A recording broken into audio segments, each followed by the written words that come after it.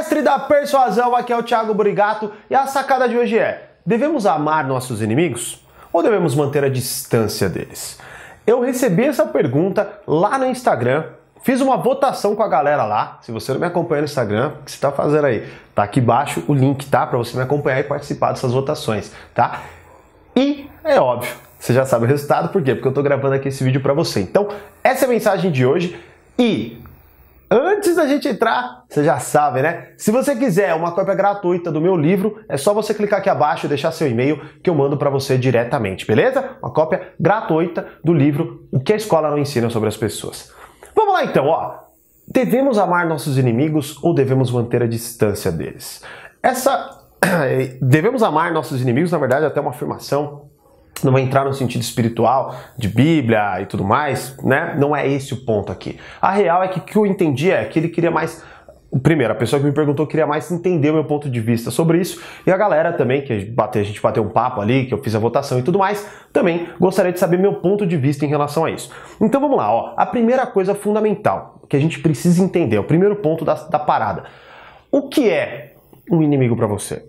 Você precisa setar isso daí. Por quê? Porque a palavra inimigo, ela vem, claro, com toda uma carga emocional, mas o que significa inimigo para você? Talvez, pelo processo que você viveu já na sua vida, você não dê tanto peso para essa palavra. Sei lá, talvez para uma criança o que é um inimigo? É, uma pessoa que está jogando contra ela num jogo de futebol. É um inimigo mesmo? Não é. Tem tanto peso? Não tem tanto peso, né? Ou talvez seja, sei lá, um chefão do videogame. Agora, e para você? E para você que talvez tenha passado por traumas, que já tenha sido, sei lá, assaltado, tenha sido abusado emocionalmente, seja por um chefe, um parceiro amoroso, ou alguma coisa nesse sentido. O que é inimigo para você? Sacou a ideia? A primeira coisa que nós precisamos entender é que quanto mais nós generalizarmos um termo, a gente pode estar conversando com alguém que dá a opinião dela, mas ela está dando a opinião dela numa ótica diferente da minha, né? Por quê? Porque ela interpreta que inimigo é diferente. Sei lá, talvez a mãe chegue lá para a criança e fale, pô, nós devemos amar nossos inimigos. Mas por quê? Ela está falando de certa forma, usando a palavra inimigo, mas para adversário, para alguém que está competindo com ela. Agora, e na sua cabeça, o que está passando ali quando a gente fala de inimigo?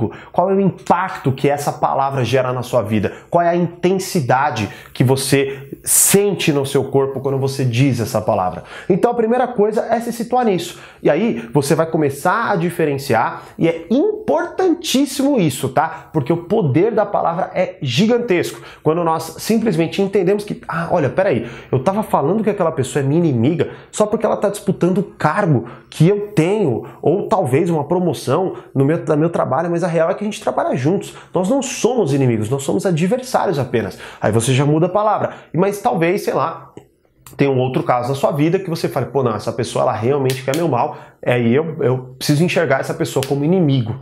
Sacou a ideia? Então, primeiro, entenda o que é inimigo para você, para que você não se torne uma pessoa ou mártir demais, né, uma pessoa extremamente bondosa, que tudo quanto é inimigo, você simplesmente abre o peito e dane-se, né, mas também não se torne uma pessoa cruel, a ponto de achar que apenas por ser adversário se torna seu inimigo, e aí você, né, tira de uma vez por todas aquela pessoa da sua vida, ou você sabota os planos dela, ou qualquer coisa nesse sentido. Então, o que é ser inimigo para você? Segundo ponto, inimigos nos deixam mais fortes e alertas.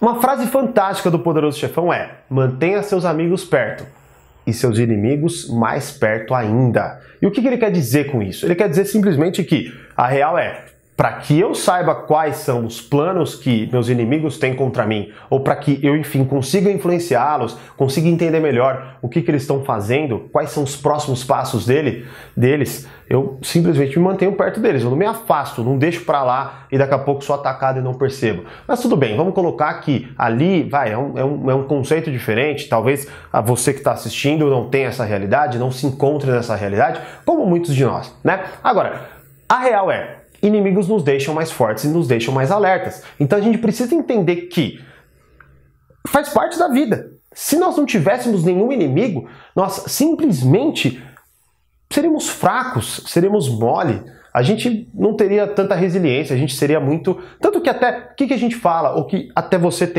deve ter uma boa noção, pessoas mimadas, pessoas que têm tudo, elas não dão valor para as coisas, elas muitas vezes são fracas, elas não aguentam a barra de um problema emocional, se alguma coisa acontece na vida delas, elas choram, berram e tudo mais. Por quê? Porque tudo sempre foi muito fácil. Então, querendo ou não, um inimigo nos deixa mais forte, nos deixa mais alertas, tá bom? Então, entender esse conceito é um passo crucial para o próximo passo, que é o terceiro ponto. O que eu posso aprender com meus inimigos? Você precisa entender que todo mundo, pensa assim, se você tem algum inimigo, é porque de certa forma você impactou a vida dessa pessoa. E de certa forma vocês estão competindo por algo parecido. Ou pelo menos você pode vir a competir e por isso essa pessoa quer tirar você daquele caminho. Logo, entenda que você tem alguma coisa para aprender com essa pessoa, né? Uma coisa muito linda que uma vez li no livro Desperte Seu Gigante Interior do Tony Robbins foi que ele uma vez contratou uma pessoa e essa pessoa, ele confiou tanto nela, era uma pessoa extremamente competente, e ele confiou tanto que essa pessoa acabou roubando milhões de dólares da empresa do Tony Robbins, quase quebrando a empresa dele. E aí até que ele conseguiu dar um jeito, recuperou aquela empresa, e aí, quando não, ele estava num avião, deu de cara com um cara, né? E aí, pô, ele na hora ficou puto, começou a sentir aquela sensação que todo mundo sabe que a gente sente quando vê alguém que a gente não gosta, né? Só que aí de cara, o que ele falou? Pô, peraí, eu não posso me sentir assim, porque senão eu vou estragar o meu dia por causa dele, mais uma vez. Então ele falou assim, tá, o que eu posso olhar nele e admirar? Certo? Porque ele tem um traço extremamente ruim. Qual? Desonesto, certo? Mas ele tem algum traço que eu posso admirar, que bate com algum traço meu? E qual que era que ele sacou ali?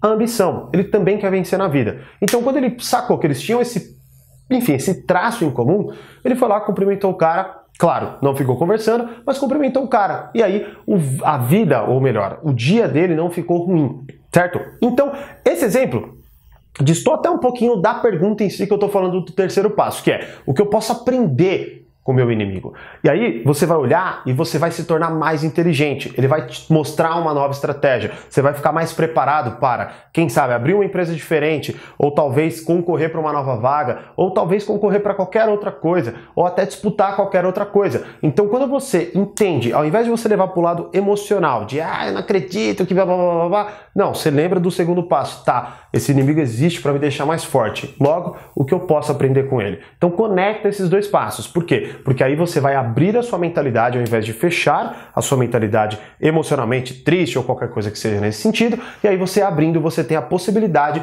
de ter aprendizados, de evoluir, de se tornar mais forte, de se tornar mais alerta. Agora, se você se fecha, se você odeia, se você fala que não quer aquilo na tua vida, o que acontece? Você fica mimado e fraco. Ou seja, você, na verdade, deixa que essa pessoa te atinja. Então é justamente a coligação desses dois passos que vão fazer com que você tenha muito mais tranquilidade emocional e principalmente se torne uma pessoa mais resiliente. E quarto passo, devemos amar? Devemos amar?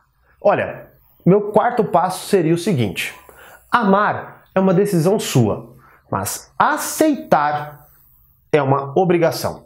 O que eu quero dizer com isso? Muito simples.